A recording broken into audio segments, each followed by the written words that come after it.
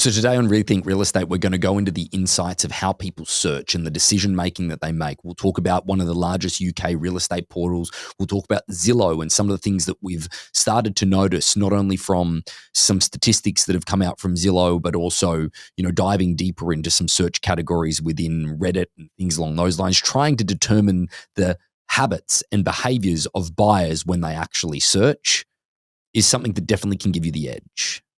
Thanks so much.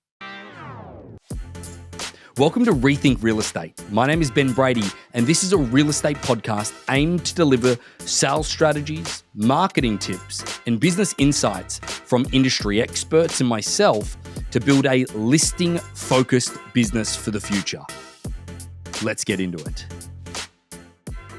So I was listening to a podcast the other day, believe it or not, listening to a podcast and making a recommendation on a podcast.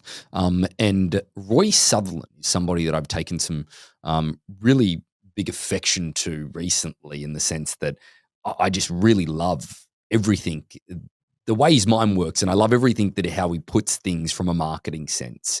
He runs one of the largest independent marketing companies in the world. He's based out of the UK. I don't really know much of the other details. You can look it up, Roy Sutherland. It's worth going into YouTube and typing it in and just listening to his general philosophy on a great deal of different things. But one of the things that struck me that he mentioned, and obviously drawing parallels to real estate, was the UK real estate portal. I can't really remember what it's called, but there was one of the major UK real estate portals that put out a study that they were actually part of, is that 70% of buyers change their mind and buy something completely different at a higher price point than what they originally told their real estate agent, or what they call their estate agent in the UK. Now, that got me digging, because part of the concept when it comes to auction is us mentioning that the differentiation or the difference in between the two, a buyer that it's not about finding the select marketplace, right? If you have a property at $1 million, you're only appealing to a small percentage of the marketplace that are looking within that individual price point. With auction, it's about dropping the bidding to start from and casting a net even further and giving people that appeal. Because as far as when it comes to marketing, and he actually put it this way, is that if you can perceptually market to people, that is what auction is, okay? He talks about perceptual marketing, okay? Now, the other difference with perceptual marketing is, like, obviously reality marketing is that this is the value that you get. But the perceptual marketing of what auction is the perception of possibly an ultimate deal. Now, that perceptual marketing actually appeals to people's logic first and foremost. I want the greatest deal, okay, in the best location. I need to go have a look at this, right? And then transitions into emotional. And that is what the primary purpose of what auction does, is it casts the net wider, brings a bigger pool of people in the door. Now, it's easy to sell people on the fact that 70% of people buy differently, but it's easy to sell them on the fact that, we're going to attract buyers that have more money. We're going to attract buyers that have the money. But trying to convince them that they want people that don't have the money, or the perception of not having the money in the door, is kind of one of those moot points. But realistically, if you were to take into consideration all the people that have purchased all of our auction properties, I would go as far as to say that it's got to be over at least 40% of people that actually are the ones that compete for the property, and that actually are the best buyer, or they might not be the best buyer. They've actually driven the competition up for people that have more money, are the buyers that started off their search not having that budget.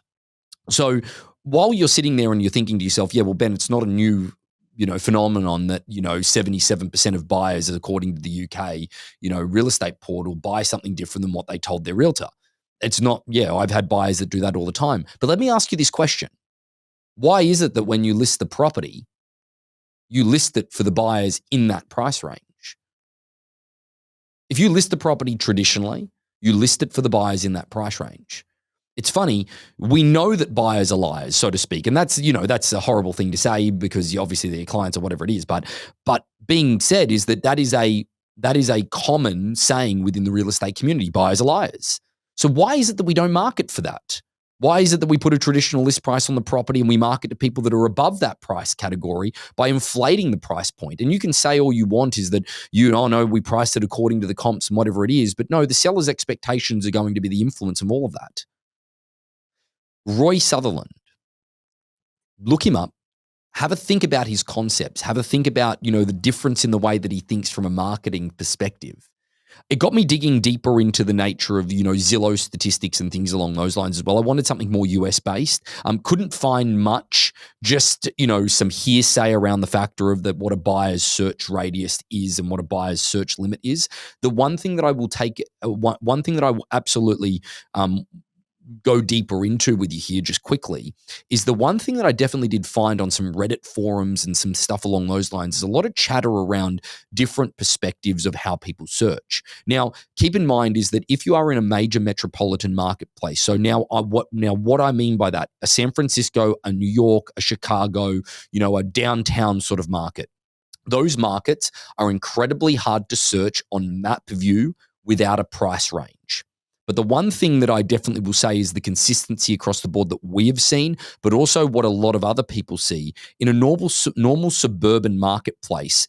90+% of buyers will not search with a price range and will keep the map function and will only search with map function, won't do the list function, because they want to know all the properties at the higher price points, the lower price points, and that's called getting a general sense of the marketplace. Now, again, in a major metropolitan city like, say, New York, where there's 7 listings in a building, you've got to obviously do it with a price bracket, and that becomes more of a hyper-focused search because of the volume of inventory in a concentrated space. But then if you cast the net out even further, we're doing auctions at the moment in mountain communities in Colorado like Steamboat, like Breckenridge and things along those lines. We've done auctions in Tahoe and stuff like that. It's funny, when you're dealing with a second home marketplace, how broad the search radiuses are and how broad that one buyer looks. Like, for example, we've got a buyer at the moment looking in Steamboat, looking in Breckenridge.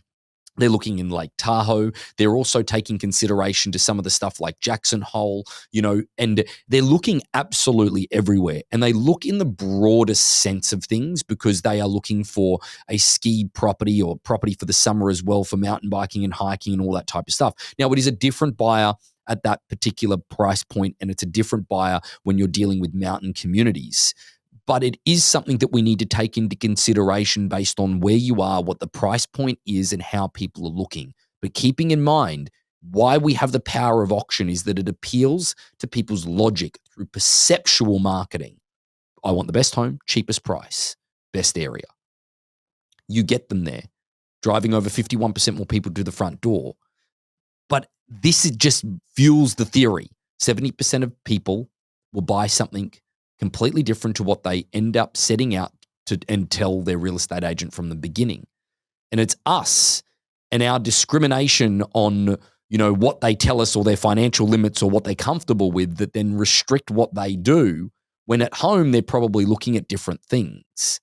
Either way, something to consider, because at the end of the day, we know this, and you're probably, like I said, sitting there going, oh, we know buyers change their mind. Why don't we market a property when we're listing it that way, though? That's what auction does to make sure you don't get it wrong. Thanks, everyone.